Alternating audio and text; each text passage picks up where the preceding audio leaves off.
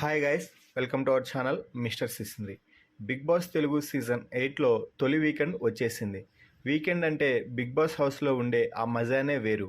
వీకెండ్లో వచ్చే నాగార్జున కోసం 5 రోజులు వెయిట్ చేస్తూ ఉంటారు హౌస్లో ఉన్న కంటెస్టెంట్స్, అలాగే బిగ్ బాస్ చూస్తున్న ఆడియన్స్.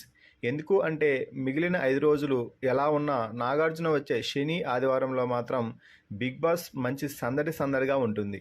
హోస్ట్ నాగార్జున వచ్చి ఏ కంటెస్టెంట్పై ప్రశంసలు కురిపిస్తాడో, ఏ కంటెస్టెంట్పై విమర్శలు చేస్తాడో అని అందరూ ఎంతో ఎగ్జైట్మెంట్ ఫీల్ అయ్యి నాగార్జున రాక కోసం ఎదురు చూస్తూ ఉంటారు.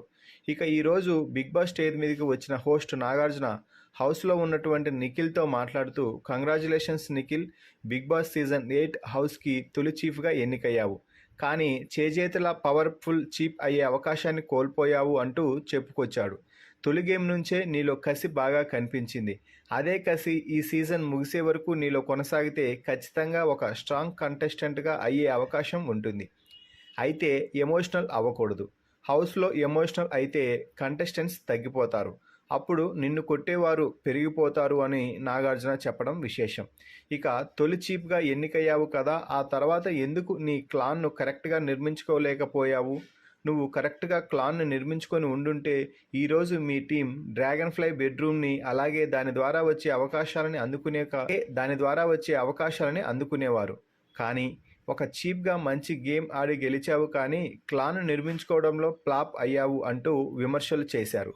దీంతో నిఖిల్ మాట్లాడుతూ, అవును సార్, నేను ఎవరో ఒకరికి 4 సభ్యులు రావాలి కదా అని ఆలోచించానే తప్ప ఇలా బిగ్ బాస్ అనూహ్యంగా నిర్ణయం తీసుకుంటాడు అని ఊహించలేదు అని చెప్పాడు నిఖిల్.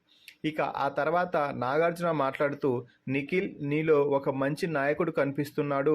హౌస్లోకి వెళ్ళిన తొలి గంటల్లోనే అందరినీ ఒక దగ్గరికి చేర్చి ఎవరు ఏ పని చేయాలి, ఏ నిర్ణయం తీసుకుంటే మంచిది అని అందరితో మాట్లాడి ఒక నిర్ణయానికి వచ్చారు. అలాగే పలుసార్లు గొడవలు అయ్యే క్రమంలో నీ మాట అక్కడ కరాఖండిగా చెప్పేశావు. ఏమాత్రం సేఫ్ గేమ్ ఆడకుండా నీ ఒరిజినాలిటీ బయట పెట్టావు చూడు, అది నీకు రాబోయే రోజుల్లో ఎంత ప్లస్ అవుతుందో నీకే తెలియదు అంటూ చెప్పడంతో నిఖిల్ చాలా సంతోషపడి థ్యాంక్ యూ సార్ అని చెప్పాడు. అయితే సంచాలక్గా మాత్రం నువ్వు 100% ఫెయిల్ అయ్యావు.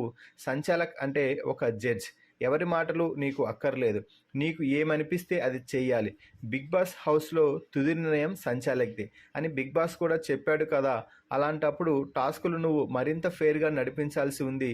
ఫౌల్ గేమ్ ఆడినా కూడా నువ్వు పెద్దగా పట్టించుకోలేదు. దానితో విజయ అవకాశాలు ఒకరికి తగ్గిపోయి మరొకరికి పెరిగాయి కదా అని ప్రశ్నించడంతో ఇంకోసారి అలా జరగకుండా చూసుకుంటాను సార్, సారీ సార్ అని చెప్పాడు నిఖిల్. మొత్తంగా నిఖిల్కి నాగార్జున 3 అక్షింతలు 6 పువ్వులు అన్నట్టుగా చెప్పడం జరిగింది.